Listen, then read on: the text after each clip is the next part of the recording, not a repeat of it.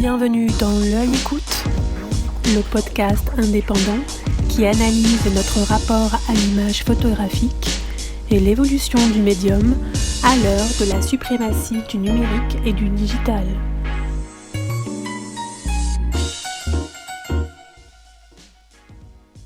Véritable institution plus que bicentenaire, les Archives nationales de France préservent une part substantielle de la mémoire de l'État français, depuis le Moyen-Âge jusqu'à la période contemporaine. Le testament de Louis XIV, la dernière lettre de Marie-Antoinette, ou les constitutions successives qui scandent le rythme de notre régime républicain sont quelques-unes des Mona Lisa conservées à Paris, à l'hôtel de Soubise, dans sa fameuse armoire de fer. On y pense moins, mais ces kilomètres de documents publics ou privés renferment aussi des fonds photographiques. Au détour de magasins où tout est soigneusement inventorié, classé, restauré, l'histoire se lit aussi à travers des images. Dans ce premier épisode consacré à la collection, Marie-Ève Bouillon, chargée d'études au sein de la mission photographique, balaie quelques idées reçues et pousse les portes d'un autre coffre-fort, celui de Pierrefitte-sur-Seine, à la découverte de pépites argentiques bien sûr, mais pas que. Mais écoutons-la maintenant au micro de Yannick Le Guillanton pour L'Œil Écoute.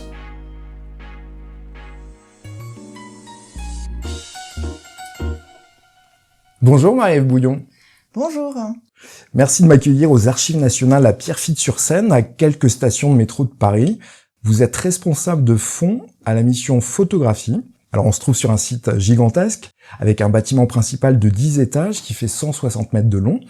Est-ce qu'en quelques mots, vous pouvez nous présenter cet ensemble qui a été dessiné, réalisé par Massimiliano Fuksas, si je ne m'abuse?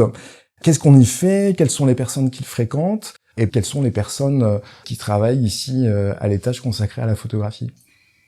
Eh bien, vous êtes ici dans un des plus grands centres de conservation d'archives d'Europe qui a été inauguré le 21 janvier 2013 et qui conserve les archives principalement de l'État et de ses opérateurs, comme on dit. C'est un grand bâtiment qu'on appelle une sorte de coffre-fort, un bâtiment de 10 étages avec 220 magasins qui est connecté à des espaces qui sont les satellites, qui sont des espaces de travail, de traitement plus généraux en fait des archives.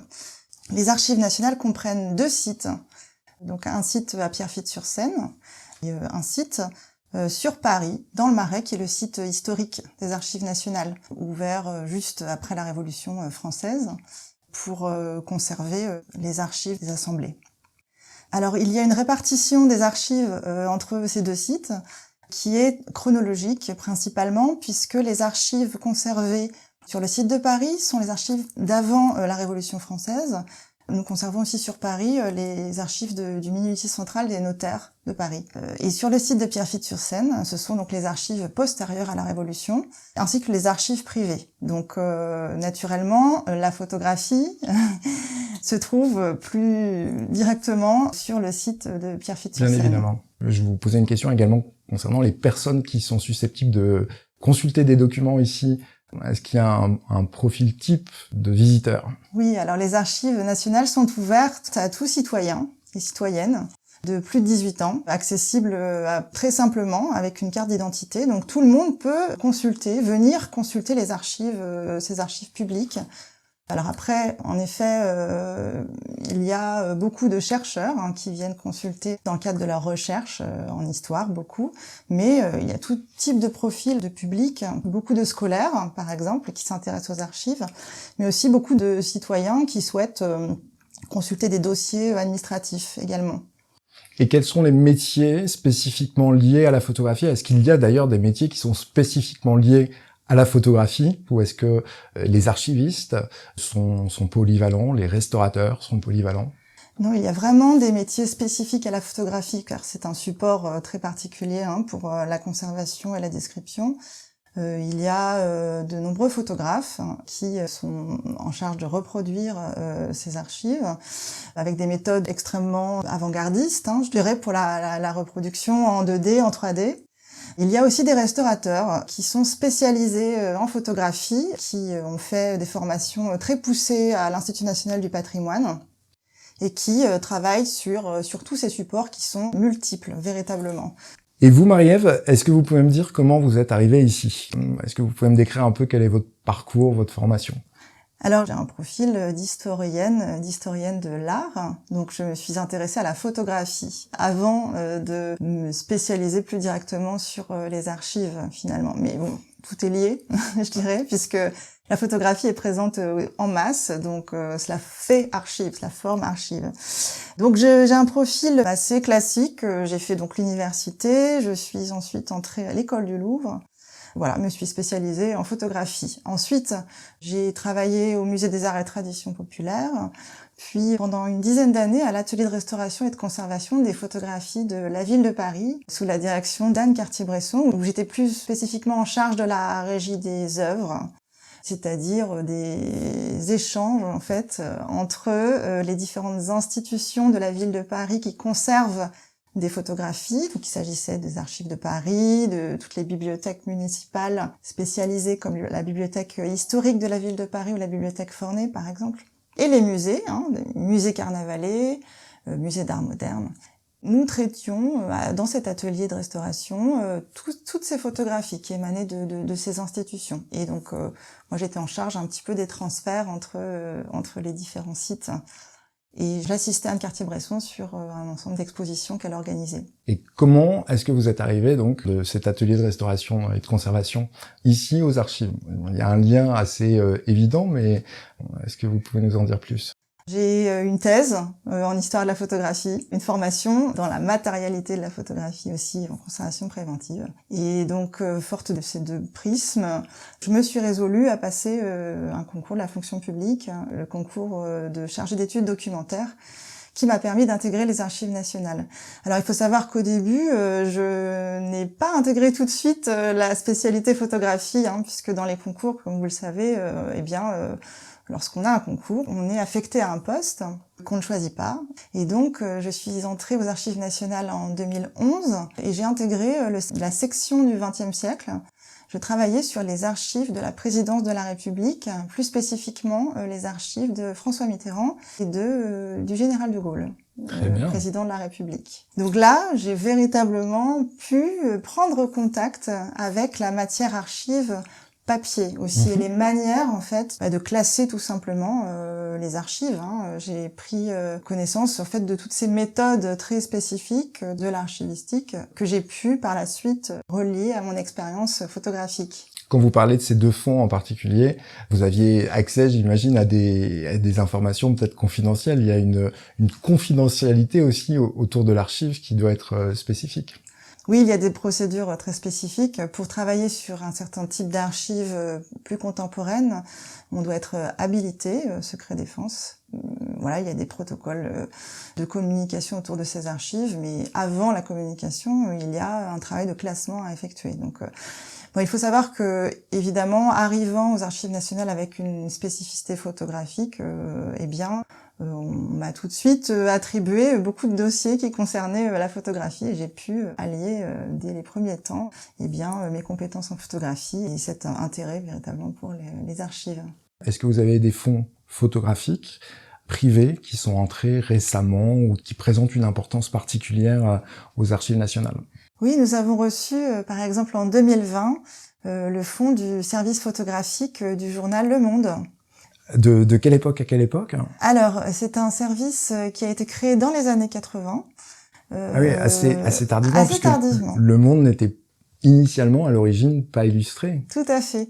La première photographie dans le journal Le Monde est publiée en 1948. C'est une photographie du Salon des Arts Ménagers, d'ailleurs. D'accord. Mais voilà, c'est très exceptionnel et très ponctuel dans ces années-là. C'est pour des événements un peu particuliers. Le journal et aussi ses suppléments sont plus directement illustrés à partir de ces années 80, lorsque le service se crée. Il se crée presque, je dirais, suite à un besoin d'image. Donc le fonds court jusqu'au milieu des années 2000.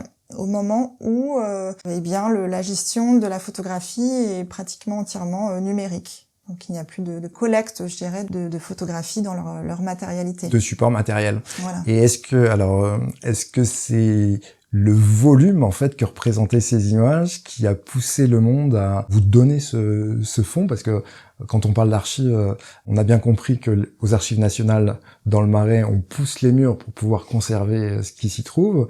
J'imagine qu'ici, le site existe depuis 10 ans et il est déjà bien rempli, mais chez les particuliers et dans les entreprises, c'est la même chose. Oui, oui, tout à fait. Alors c'est vrai que le choix de faire entrer ce fonds-là n'a pas posé question. Enfin, c'est vrai que c'est un des plus grands quotidiens nationaux, en fait. Donc, lorsque le journal a déménagé, eh bien, il a pris contact avec les Archives nationales pour transmettre ce fonds de 120 mètres linéaires. Ah oui, puisque ici, aux Archives nationales, et dans le métier des archives d'ailleurs, je pense plus globalement, on parle en mètres linéaires et en kilomètres linéaires même. Tout à fait, ce qui est difficile pour les photographies, puisque c'est vrai que des mètres linéaires de photographie, ça ne veut pas dire grand-chose. On a énormément de supports spécifiques, et d'ailleurs, quand on les numérise, on voit bien que les mètres linéaires sont difficiles à imaginer, en fait. Mais oui, on a, pour le Fonds du Monde, accueilli ce fonds qui n'était plus utilisé directement par les équipes. Et aussi, il y avait une véritable volonté pour le journal de patrimonialiser cet ensemble et surtout de faire histoire. Parce que le monde médiatique, finalement, ne conserve pas forcément énormément d'archives. Il y a un temps médiatique qui fait que... vous êtes dans un temps complètement différent, puisque l'actualité et l'éternité s'opposent un peu ici. Oui, oui, non, tout à fait. Donc là, c'est vrai que c'était l'occasion pour le journal, véritablement, de faire histoire, de patrimonialiser cet ensemble. Donc vous avez récupéré combien de mètres linéaires pour le monde ? C'était 120 mètres linéaires. 120 mètres linéaires, oui. Et donc ce sont des archives qui étaient déjà classées topographiquement, mais aussi par personnalité et par thématique. Donc il y avait 3 types de classements différents que le monde avait organisés pour son propre usage. Et évidemment, nous avons conservé ce même classement pour que les historiens puissent appréhender aussi cet usage de l'image spécifique du journal et cet accès simplifié en fait à l'information imagée, à l'information visuelle. Ce qui doit compliquer considérablement les choses, c'est que vous récupérez donc des fonds qui sont constitués avec leur propre classement.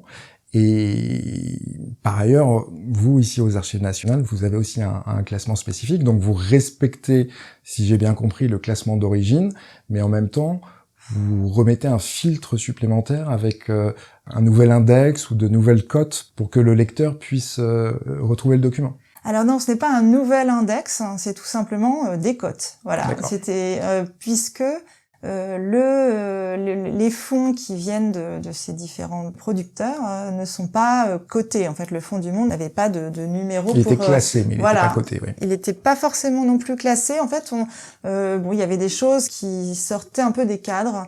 Mais nous respectons l'aspect organique d'un fonds. C'est ce qui est le plus intéressant aux Archives nationales. C'est justement cette manière qu'ont les gens de porter un regard sur ces ensembles-là et leur usage surtout. C'est ça que nous souhaitons conserver, ce sont les usages de ces images. Pas les images forcément en tant que telles, bien sûr les images aussi, mais ce que le journal fait en fait avec ces images. Mais ça donne aussi une idée de la projection qu'on a à une époque sur une information, qu'elle soit écrite ou photographique. Tout à fait, et les évolutions aussi, puisque en 30 ans, l'image est utilisée différemment, évidemment, donc on voit toutes ces évolutions et donc c'est ça véritablement la richesse de ce fonds.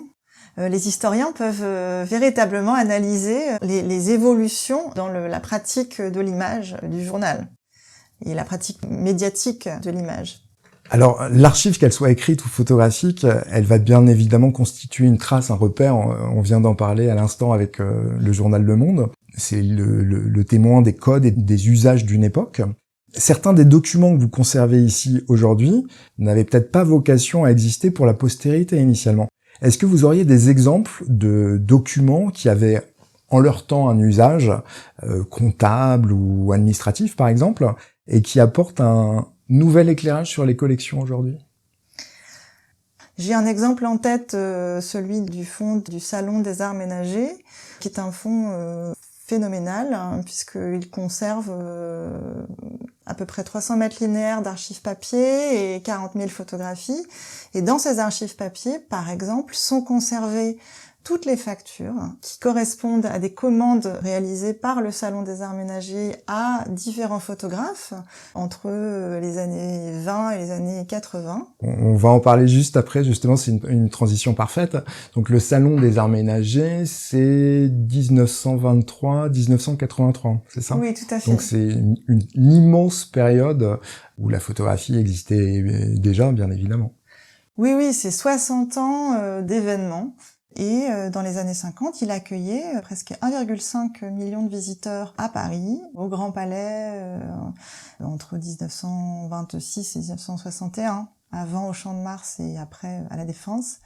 C'était un véritable événement. Les gens venaient de partout. Il y avait des bus, des trains qui étaient spécifiquement affrétés pour se rendre à cette fête ménagère, je dirais, qui présentait toute la modernité domestique du moment. Donc les gens allaient rêver en fait dans ce salon. Oui, puisqu'on est en plein dans les 30 glorieuses et d'un accès à la modernité.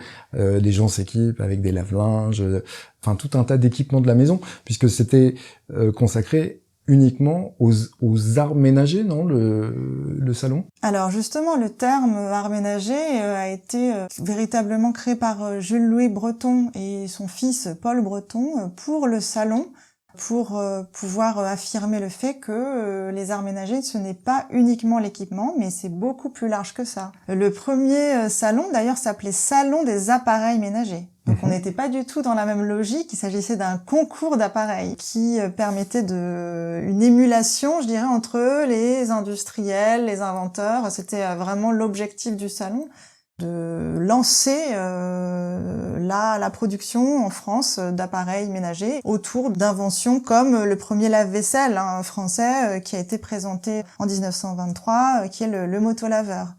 Et après justement cette conception autour de ce domaine de ménager s'est élargie en 1926. Le salon a pris cette dénomination Salon des Arts Ménagers et a rapidement justement inclus tout un ensemble de domaines, la puériculture, la cuisine, l'architecture, donc vraiment tout ce qui est art de vivre.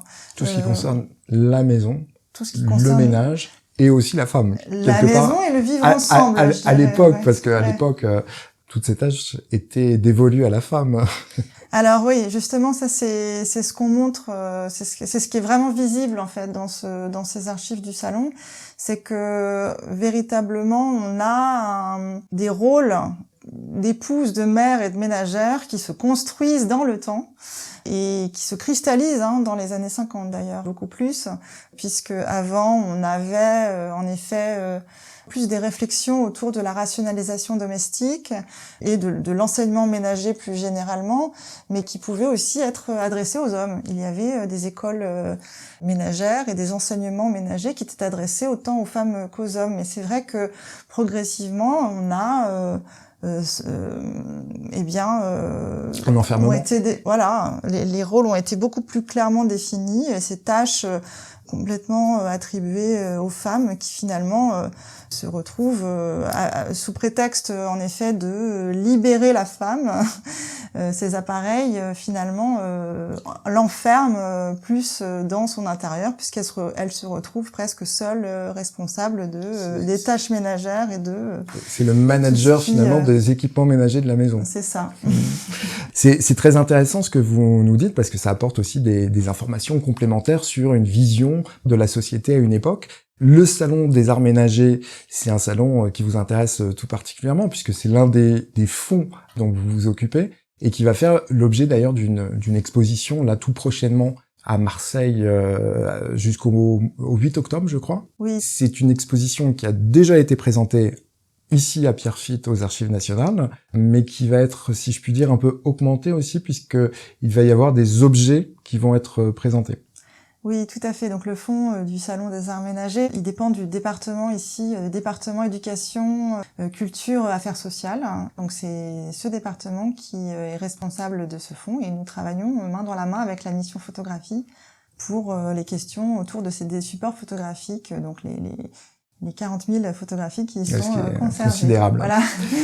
Et en effet, nous avons eu conscience très rapidement du grand intérêt de ce fonds pour les réflexions actuelles sur nos sociétés contemporaines, à la fois donc la place de la femme. La place de la femme, c'est ce que j'allais vous dire, puisque c'est un sujet très prégnant, tout particulièrement maintenant avec le mouvement MeToo, mais bien évidemment depuis les suffragettes, puis les mouvements féministes dans les années 70. Alors je vais pas dire la place, je vais dire les rôles attribués à la femme, c'est plus ça.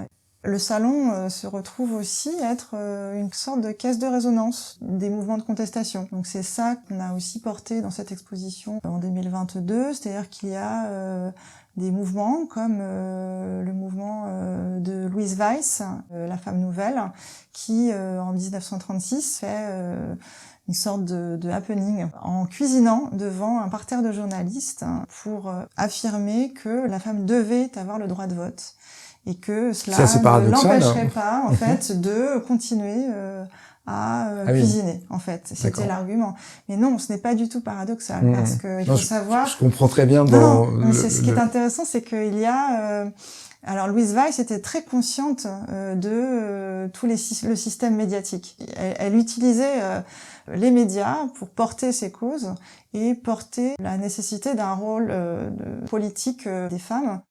Et donc, cette intervention au Salon des Arts Ménagers a fait énormément de bruit dans la presse. Et c'est ce qui était très intéressant, c'est qu'on voit tous ces articles avec les photographies de Louise Weiss, aux côtés, dans la revue de presse des Arts Ménagers, aux côtés, en fait, de photographies de Miss Paris, qui est plus la femme fatale au salon, et aux côtés de la meilleure ménagère, en fait, la femme qui a remporté ce fameux concours de la meilleure ménagère en 1936, où là on a l'épouse modèle et la mère modèle. Mais donc l'image de Louise Weiss vient court-circuiter, je dirais en fait cette espèce de discours un peu stéréotypé. Complètement stéréotypé des femmes, et elle affirme, et c'est repris dans les médias surtout, bien le rôle politique des femmes, et qu'elle souhaite avoir surtout à travers le droit de vote. Je fais une petite parenthèse, c'est très amusant parce que j'ai interviewé il y a très peu de temps Orlan, qui elle-même a performé au Grand Palais, donc où se déroulait le Salon des Arts Ménagers, mais dans le cadre de la FIAC, de la 4e FIAC, et cette performance traduisait aussi une revendication féministe avec son fameux baiser de l'artiste. Donc c'est amusant de voir qu'il se passe des choses comme ça dans les foires. Oui, il y a pour le Salon des Arts Ménagers, il y a aussi 75 est une date très importante puisque le MLF, le mouvement de libération des femmes, a manifesté au cœur du Salon des Arts Ménagers pour revendiquer une meilleure répartition des tâches ménagères, et ça a fait aussi grand bruit dans la presse. D'accord. Donc voilà. Alors je fais un petit retour en arrière, si vous le voulez bien, Marie-Ève. Je vous demandais tout à l'heure s'il y avait des documents qui permettaient en fait d'avoir un éclairage nouveau sur les collections, et donc vous me parliez de 2 documents, mais oui. On n'est pas allé jusqu'au bout. Alors, en tant que mission photographie, c'est vrai qu'on a beaucoup travaillé sur cette histoire de salon à partir de cette masse visuelle que nous avions. Donc, les photographies, on a les auteurs, on a l'image. Mais ce qui est encore plus intéressant, c'est que toutes les archives papier font parler aussi ces images et restituent eh bien le pourquoi de leur existence. Et notamment les éléments de contexte des commandes de ces photographies. Le Salon des Arts Ménagers passait commande à des photographes pour des reportages. Les industriels aussi, pour leurs stands, passaient commande auprès de photographes commerciaux, de petits photographes de quartier, je dirais, dont on a très peu de traces finalement maintenant, pour pouvoir documenter cet événement. On a recensé à peu près 700 photographes présents dans ce fonds du Salon des Arts Ménagers, donc et des photographes avec des statuts extrêmement divers. Petits photographes de quartier ou photographes très reconnus, photographes publicitaires. On a par exemple François Collard, qui a photographié pendant 40 ans le salon. Et pour avoir encore plus d'éléments sur la commande, eh bien, sont conservés dans le fond du Salon des Arts Ménagers les factures qui ont été émises par ces photographes. Donc c'est extrêmement intéressant puisqu'on voit par exemple la valeur des photographies entre 1920 et 1980, des valeurs qui évoluent aussi en fonction des statuts des photographes, en fonction de ce qu'on leur demande, en fonction de la quantité. Si en effet il y a de multiples tirages ou un seul, en fonction des formats, et on a toute cette matière qui permet d'analyser les évolutions des rapports des photographes avec leurs commanditaires. Et quel serait selon vous l'âge d'or du Salon des Arts Ménagers par rapport à la photographie? C'est difficile à dire parce que chaque époque a sa spécificité. Alors à la fin du salon, on a beaucoup plus des photographies je dirais un peu de stands qui sont peut-être un peu moins intéressantes. Il y a moins de créativité. Moins de créativité, plus de photographies vraiment publicitaires simples. On a dans les tout débuts, dans les années 30, de grands noms de la photographie. Il y a Manuel, par exemple, Manuel Frères, qui ont produit des photographies pour le salon. Comme je vous le disais, un certain nombre d'agences aussi de photographie, Stella Press... et des plus petits photographes comme Lucien Boger qui a fait un magnifique reportage sur un concours organisé autour des poubelles à papier gras. C'est tout un reportage en 1939 sur des modèles de poubelles qui étaient testés par les gardiens du salon. Et donc on a des photographies à la fois de personnes en train de jeter des papiers dans la poubelle et de gardiens en train de vidanger ces mêmes poubelles. Tout l'objet du concours, c'était d'imaginer une véritable commodité en fait de ces réceptacles qui pouvaient ensuite intégrer le salon. Et il fallait engager surtout à cette époque-là les gens à jeter leurs papiers à l'intérieur d'un réceptacle et non dans les allées du salon comme c'était majoritairement le cas. Vous êtes aussi ouvert au potentiel créatif, ludique de documents que vous conservez. Les Archives nationales ont donné par exemple une carte blanche au photographe Mathieu Pernaut. Je crois que c'était en 2017 dans le cadre du mois de la photo du Grand Paris. Et il a créé une carte imaginaire, poétique de la France des années 50-60 avec un fond de carte postale. Est-ce que vous pourriez nous parler de cette œuvre et cette initiative? Est-ce que c'est pour mieux faire connaître vos missions auprès d'un public plus large? Est-ce que c'est aussi pour signifier qu'un support conservé, c'est un support d'évasion? Oui, c'est complètement ça. C'est en effet une volonté que nous avions en 2017 de montrer les archives autrement. Nous avions cet immense fonds de l'entreprise Lapi. Donc il y a une entreprise de cartes postales. Oui, alors c'est une entreprise qui produit de la photographie aérienne pour différentes activités, éditions, je dirais, et qui s'est vraiment spécialisée dans la carte postale, puisqu'elle a couvert le territoire métropolitain de photographie aérienne entre 1955 et 1965. Donc sur 10 ans, on a une sorte de tranche en fait visuelle de la France, et surtout c'est les modifications vous pouvez voir à cette époque-là très importantes de territoire, des bords de mer qui se bétonisent, du remembrement dans les terres et de toutes les constructions, des grands ensembles, mais aussi et surtout évidemment les structures de loisirs qui se créent.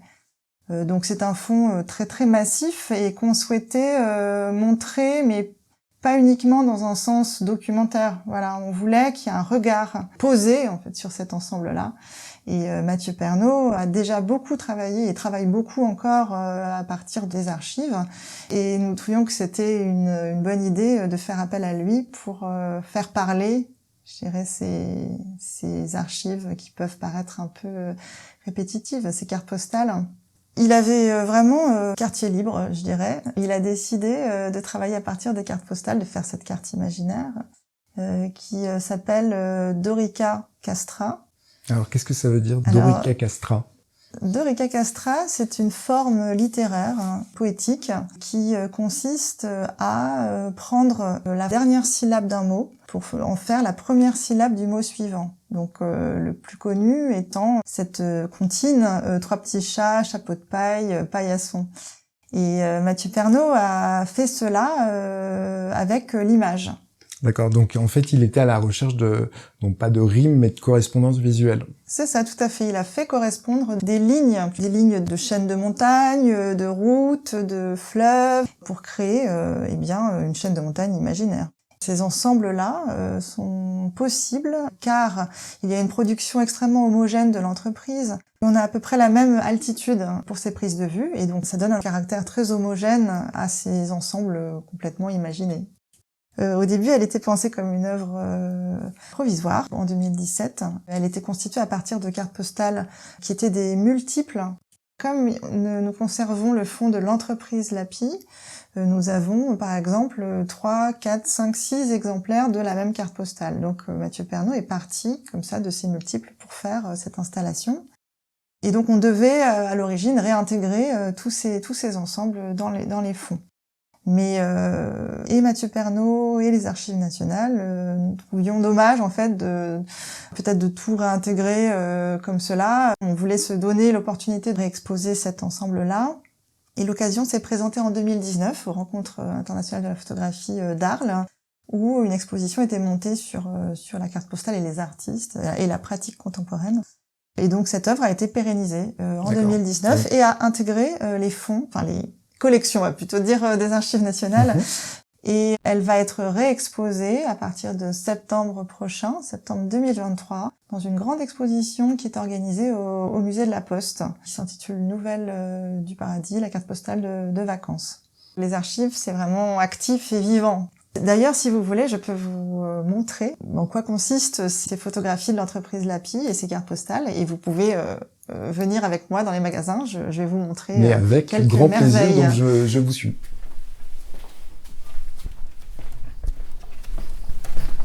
Alors l'intérêt du site, c'est que nous avons un accès véritablement direct, très pratique, depuis les espaces de bureau, en fait, c'est satellite, où il y a les espaces de travail, vers les espaces de conservation des archives, vers les magasins, grâce à ces passerelles. Il y a 220 magasins, de 200 mètres carrés chacun. Ce qui me semble énorme. Hein. Oui. Et 3 magasins. Et donc avec des portes magiques.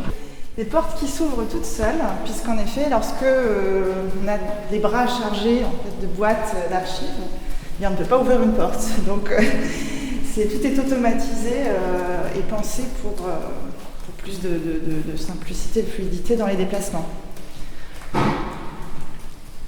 Et qui a accès à ces magasins? Ce sont les personnels en fait, des Archives nationales ou un chercheur peut y avoir accès ou comment ça se passe? Alors non, ce sont uniquement les personnels des Archives nationales. D'accord. Donc de la direction des fonds, de la direction des publics aussi. C'est un accès sécurisé avec un badge. Donc c'est un grand privilège. Tout à fait.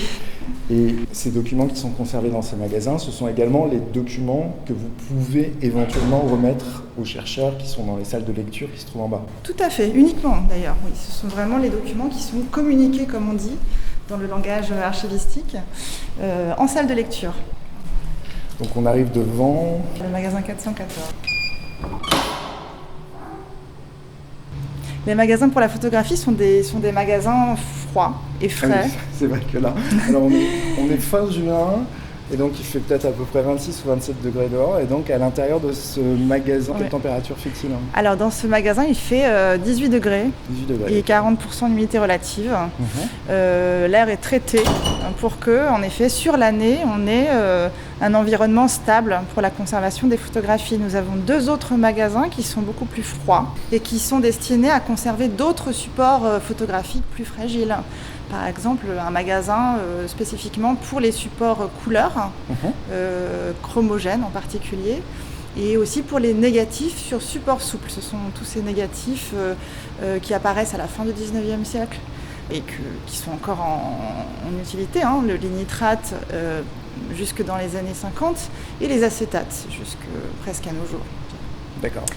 Donc en fait, il y a une température dédiée à chaque type de documents qui sont conservés ici aux Archives nationales. Oui, il y a 3 environnements différents. Pour la photographie ou pour l'ensemble des documents? Pour la photographie. Pour la photographie, d'accord.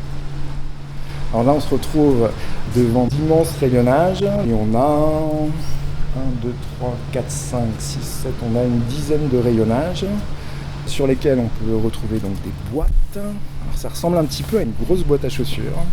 Ce sont des conditionnements en polypropylène. Et là, vous avez choisi une boîte en particulier ? Pas vraiment. On va prendre un exemple en fait de ce gros fond Lapi qui est classé par département. 843 boîtes, ça représente combien de cartes ou de supports au total ? Alors on l'évalue à peu près à 300 000. Le fond Lapi n'est pas conservé uniquement dans ces boîtes, il y a aussi des albums. Et ce sont ces albums qui sont plus directement consultés par les lecteurs. D'accord. Des sortes d'albums de référence, peut-on dire, okay. de tirages, qui correspondent à des tirages de tous ces négatifs positifs sur support souple qui ont été tirés par l'entreprise à l'époque. Alors j'ai sélectionné la boîte 1 PH 778. D'accord, dans la travée de 94. Tout à fait, qui concerne la Loire. Qui concerne la Loire, très bien. Alors, on va voir ça tout de suite. Alors là, si on s'arrête juste un instant, parce qu'on a parlé du bâtiment tout à l'heure, c'est une sorte de résine qui donne sur une pièce d'eau. Oui, alors c'est un espace vide qu'on appelle faille. Qui est là pour apporter de la lumière. D'accord, oui, parce qu'on ne l'a pas précisé, mais bien évidemment, toutes ces archives, elles sont conservées aussi dans le noir, et le bâtiment est assez hermétique, si je puis dire. Tout à fait, il n'y a pas de fenêtre, et ces failles permettent un apport de lumière naturelle. Réouverture des portes automatiques.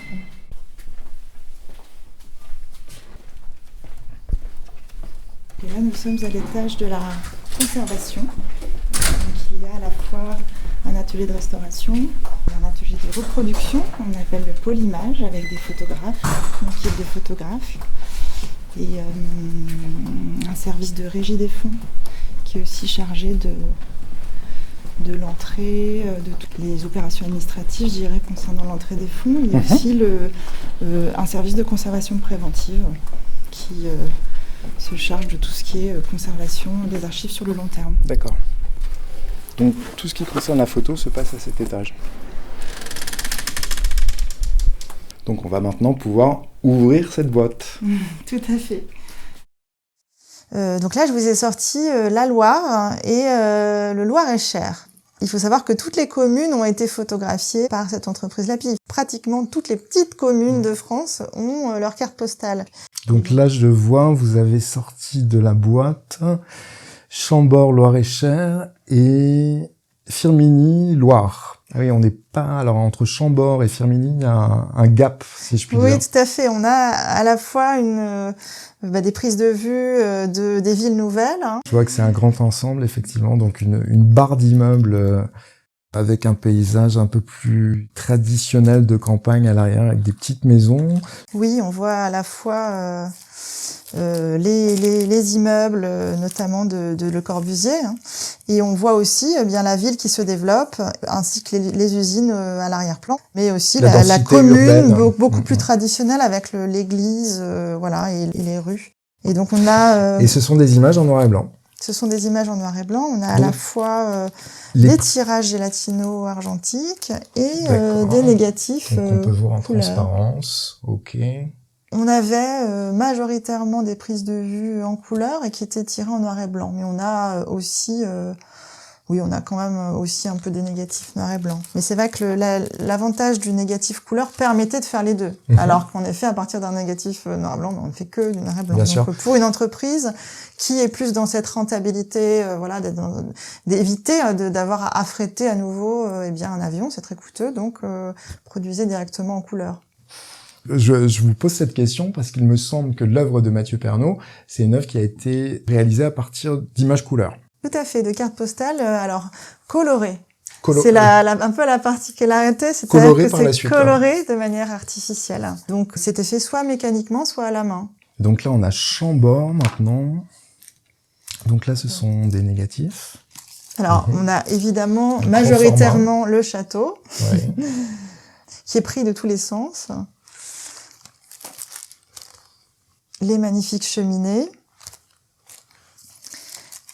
Et donc Donc là, on a à la fois des négatifs couleurs, on a un support noir et blanc positif, des tirages on voit très bien, effectivement. noir et blanc, avec éventuellement des cartes postales colorées, comme voilà. Donc c'est comme vous le dites, c'est l'archétype, si je puis dire, de la carte postale des années 50 qu'on a pu peut-être voir dans nos familles ou sur des marchés, des vides-greniers, des choses comme ça. Donc avec des couleurs qui ne sont pas tout à fait naturelles. Oui, et surtout les ciels, par exemple, puisque les ciels sont entièrement repris. En fait, les entreprises avaient des collections de ciels.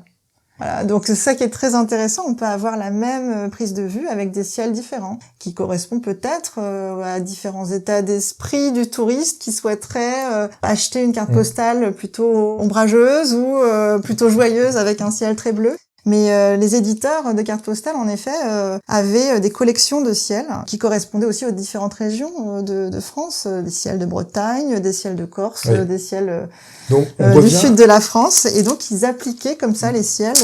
Voilà, on avait vraiment... parce que le ciel, voilà, la carte postale, c'est le ciel bleu. C'est aussi... On revient à ce que vous disiez tout à l'heure aussi par rapport aux stéréotypes. Oui. On est aussi dans une recherche de satisfaction finalement de l'imaginaire de la personne qui va faire l'acquisition de la carte postale, donc en 50 ou en 60. Tout à fait, on veut transmettre un message quand on achète une carte et quand on l'envoie à ses proches. Évidemment, l'éditeur doit pouvoir répondre à toutes ces demandes variées. Bon, c'est vrai que plus généralement, c'est une vision très idéalisée des sites. Donc le ciel bleu domine quand même largement. Mais j'ai un exemple en tête du Mont-Saint-Michel où c'est exactement la même vue du Mont-Saint-Michel avec un ciel aussi très couvert. On a le Mont-Saint-Michel, il y a ce côté aussi très mystérieux. Et on peut avoir aussi cette proposition de l'éditeur.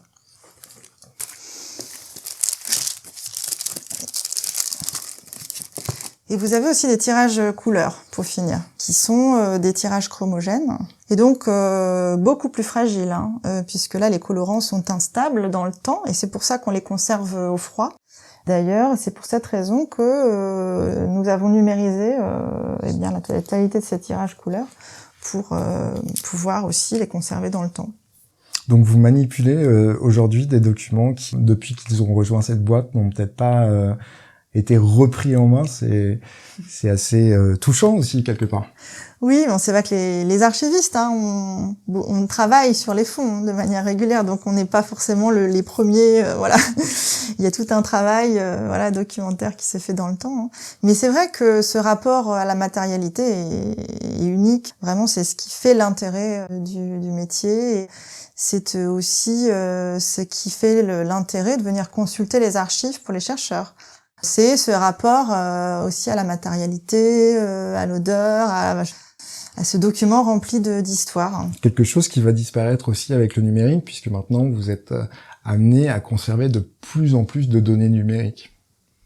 Oui, c'est vrai que ce n'est pas le même rapport, sans doute beaucoup plus distant, et d'ailleurs alors là, c'est plutôt une impression personnelle. Il y a beaucoup d'études qui travaillent à partir du numérique, mais sur des masses, en fait, de données pour faire des statistiques, etc. Et c'est pas forcément les mêmes histoires ou les mêmes recherches qui sont faites à partir j'ai l'impression, en tout cas, de ces masses, de données numériques. Mais qui sont plus, peut-être, anonymes. Oui. Je trouve, en tout cas, que l'intérêt d'une photographie, c'est aussi de voir le verso. En fait, parce qu'il y a évidemment beaucoup d'informations sur le verso, c'est presque même plus intéressant que le recto. Pour, par exemple, les photographies de l'entreprise Lapi, on a la circulation, les tampons, les tirages, il peut y avoir un ensemble d'éléments qui vont faire parler les photographies, qui vont faire parler leur histoire et leur circulation. Donc, l'accès au verso est très très important, je pense, pour les historiens, évidemment. Alors, notre entretien va s'achever sur ce magnifique château de Chambord, Marie-Ève. On vient de le voir avec l'exemple de Mathieu Pernaut, vous n'êtes pas enfermé dans le passé. En quoi l'archive, et qui plus est l'archive photographique, elle nous offre des perspectives sur le monde d'aujourd'hui et peut-être sur le monde de demain? Oui, en fait, c'est tout simplement par le fait qu'elle peut être réactivée pour dire autre chose du passé, du présent et du futur. Elle prend un sens différent, je dirais presque en fonction des époques. C'est toujours une forme de redécouverte, finalement, les archives à différentes époques. Pour la photographie, c'est assez manifeste. C'est-à-dire que ces ensembles d'entreprises, par exemple, de cartes postales, qui produisent en masse, peuvent intéresser tout un chacun qui s'intéresse à son village, par exemple, qui s'intéresse à la vie même quotidienne des gens dans leur environnement, puisque, comme je vous disais, ce sont des vues aériennes à basse altitude. Donc, ce qui est phénoménal, c'est qu'on voit aussi les gens pris finalement dans leur vie quotidienne, les enfants qui jouent à la marelle près de leur école, les gens qui se rencontrent devant le café du village. Quand on zoome sur ces images, on voit la vie dans ces années 50. Donc voilà, ce fond peut intéresser tout un chacun, mais aussi les artistes pour les réactiver, pour leur donner aussi d'autres significations. On parle beaucoup des 30 Glorieuses, etc., et des effets écologiques que cela a provoqué sur notre vie à l'heure actuelle. Donc c'est vrai que ce fond montre les images de ces excès, je dirais presque, dans toute leur configuration, et la bétonisation des bords de mer, par exemple, c'est vrai que on voit les choses en train de se construire là sur ces images. Donc on peut aussi poser un regard très critique maintenant en 2023. En tout cas, ça nous apprend ce qu'il ne faut pas faire demain. Voilà. Très bien. Merci infiniment, Marie-Ève Bouillon. Merci pour cette traversée donc dans les archives, les magasins et les boîtes dans lesquelles vous conservez donc ces précieux trésors. Merci à vous. Merci de votre écoute. On se retrouve le mois prochain pour un nouvel épisode de cette mini-série consacrée à la collection. Et comme toujours, n'hésitez pas à partager des étoiles et des commentaires sur vos plateformes préférées.